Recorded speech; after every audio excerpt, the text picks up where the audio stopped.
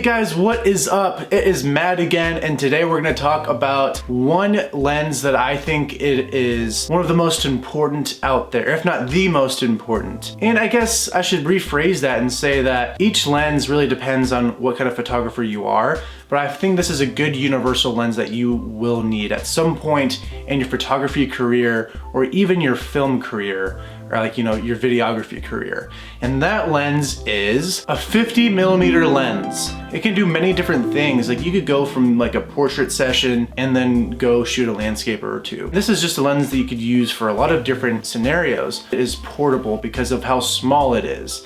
Yes, it is a tiny lens because you can't zoom with it. That's what it is. But its size is what also makes it just very easy to use. And say you're doing some kind of event photography and you need to get somewhere without a huge lens on because that'll just be too awkward. You know, you need something small. Making sure your gear is on the smaller side will be an advantage to you. If you need to stop and then start again, you need to just hold on to your camera, it is easy to do with this thing because of how tiny it is. And then when you have a very lightweight camera like my 6D Mark II, it makes travel and just the portability of it very awesome. It's just a really good lens. What is great about my 50mm lens is that it is cheap. I think it was maybe like around $100. And that's really cheap and very reasonable when you're getting into photography and you need different kinds of lenses. And I even favor it over this lens right here. It's a 24 to 105mm. And I don't like this lens as much because it can only open up to an f4. So if you're like in a very dark situation, and that really is a bummer. This would be a great lens if it was not just, you know, an f4. But if you can get your hands on a 24 to 105mm that has an f-stop of like 2.8, then you are in the clear and you should go for it. The 50mm lens has a wide aperture going all the way to a 1.8 or even a 1.4,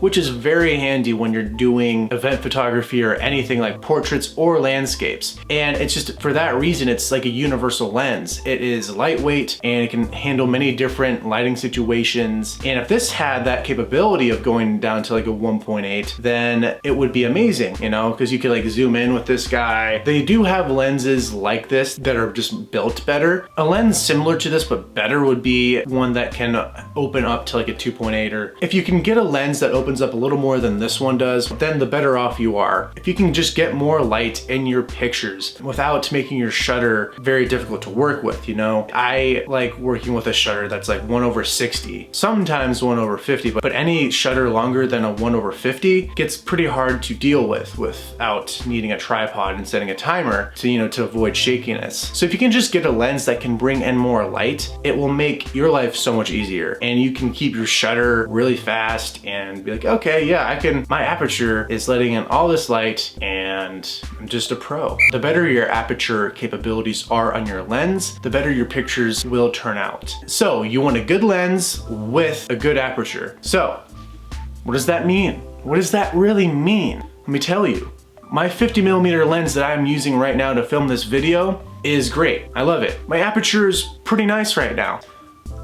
Yeah, I'm down at a 2.5, I believe. It is just very handy dandy. The only issue I will say is that I'm kind of boxed in. I feel like it looks kind of cramped, you know? So I should be back here a little more. This is a little more relaxed framing. So the framing can get kind of tough. I should be using this lens for this video, something that can go down to like a 24mm, but I'm not because I just like this 50mm a lot. So there are pluses and negatives of your lenses. You just gotta know how to use your lens. Like I still use this guy quite a bit, this 24 to 105. It is still useful. It's just not as capable as the 50mm for what I usually like to be doing. Okay, now I'm gonna show you some pictures I have taken with my 50mm lens, and you're gonna be blown away. Maybe, maybe not. Here they are. As you can see, I kind of messed up the angle a little bit, so I had to kind of go back and post and readjust the framing and whatnot, the crop. But you can tell that this image is fairly bright and fairly sharp, and that was easy to accomplish with this lens. Of course, other factors come into play, like what time of day it is, how bright is it outside, but overall, this was a very easy image to capture. Also, shout out to Lindsay, she's awesome and she really knows what she's doing. With my 50mm, I was able to really get up close to objects and get some really nice bokeh. The lens does a really good job bringing a dramatic feel to my pictures that I really appreciate.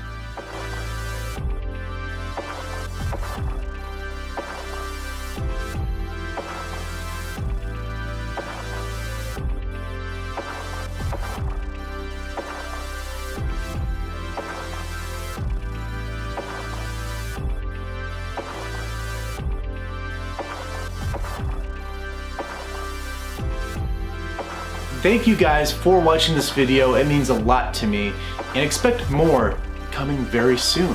If you have any questions for me or anything like that, feel free to ask me. Let's start some conversations. All right, so I guess this is the point where I say you need to comment, like, and subscribe, but do that if you want. And yeah, I'll see you guys next time. Bye. Yeah, I went to Taco Bell today. The person asked if I wanted anything to drink. I said, yeah, I'll have a cup of water. You know, I wanted pop. I wanted something sweet, but I can't afford it. My body can't afford it. I can't actually financially afford. I can't financially or physically afford pop in my life.